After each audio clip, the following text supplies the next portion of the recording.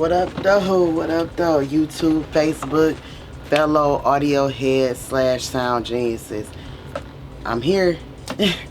Man, it was like seriously a really rough couple hours. I did photo shoot, shot some videos, edited some stuff up for other clients, but now it's time for me to get to my own stuff. So I was like, man, I am exhausted.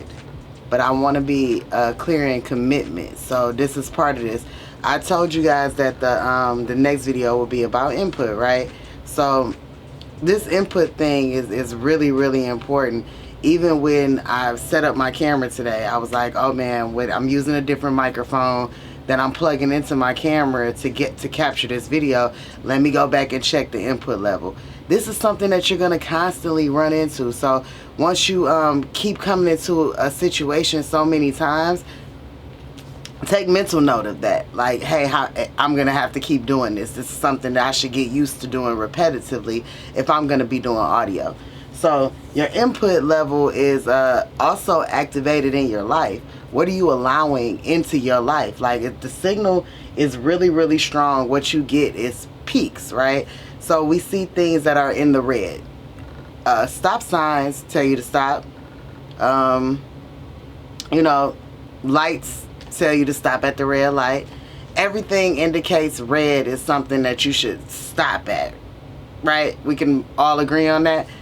Well, that's what's going on with your input levels. A lot of times they are really hot, and we get confused between gain and volume. See, these are two different things. When you're talking gain, that's a number. That's something that's absolute. It will not change. This is, if I measure this anywhere with a device set like this, it's going to read that number all the time, right?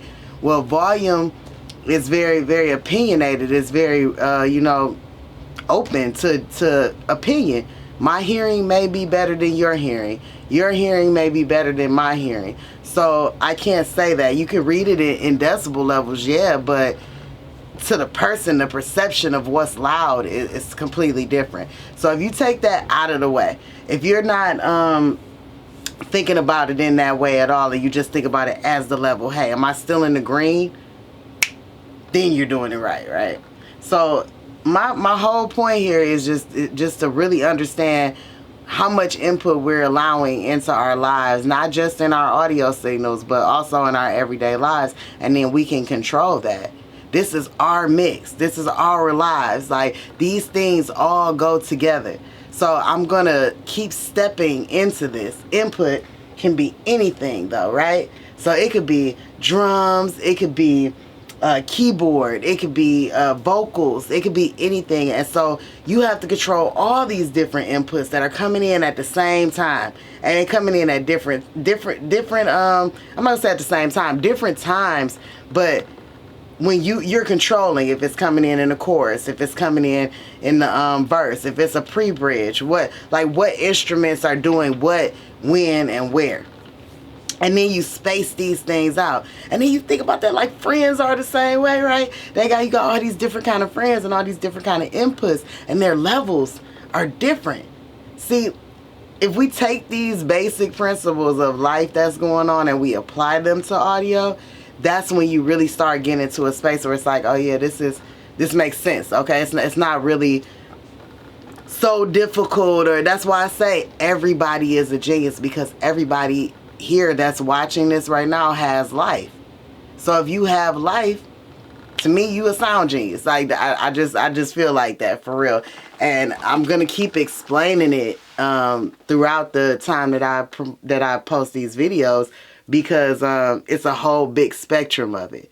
But for this specific video right here, the first one was gig bags, right? Make sure you have some cables, some extra cabling, things like that, so that you're always prepared to go to a gig or for any situation. That's just something you have to have.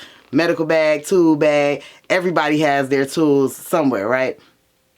This second episode, input. This is the real meat and butter of that. Like, I just want to go with a natural flow. Since I am a yoga teacher, that's kind of what I do. I go with the flow.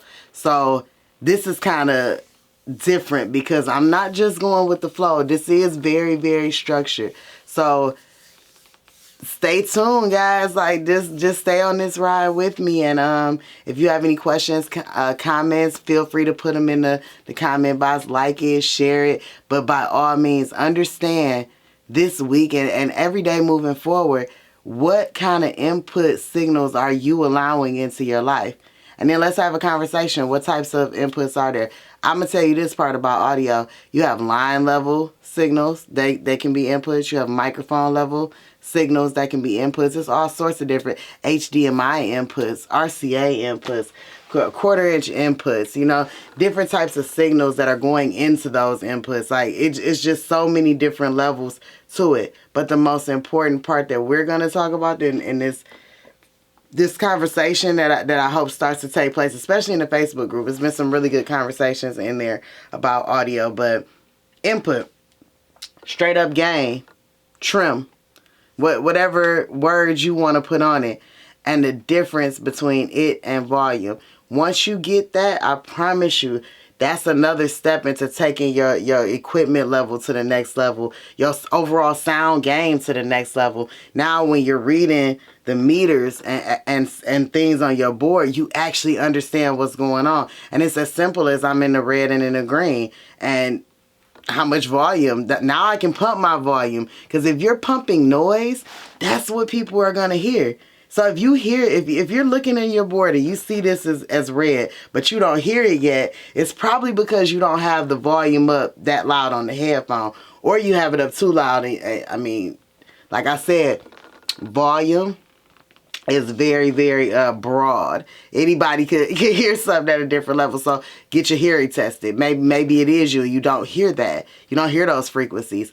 That could be an issue. So, you know, in reality, we just got to understand the levels. It's levels to this. At each step, you need to pay attention to what you're allowing into that whole mix as a whole from each level. But first, beginning with the input, the gain level, the type of signal that it is, and where you sending it to.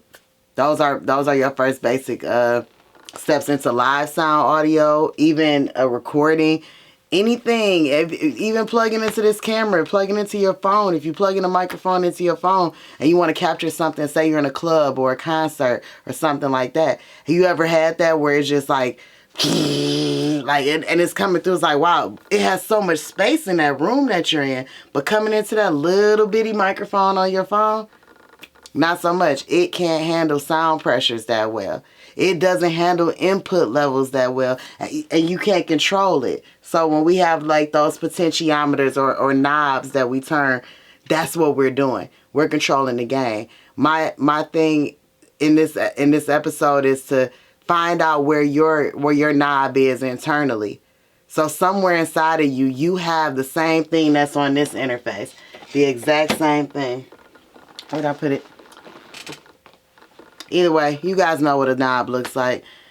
You have that inside of you. I don't know what it takes for you to get to it, but for me, it's still going to always be the breath. So once I get to that, I can turn it down. I can turn that input level down until it's in the green. Even if you're yelling, even if you're upset, it takes a lot to get to that level. But it started with audio. So that's my audio tip for, you know, Wednesday. We'll be back at this on Friday. After input levels, you have EQ. Standard. This is standard across the board. This is usually what's going on a signal strip on a mixer. If you look at any standard mixer, this is the same order that is going in. So next up, we got equalization. Peace.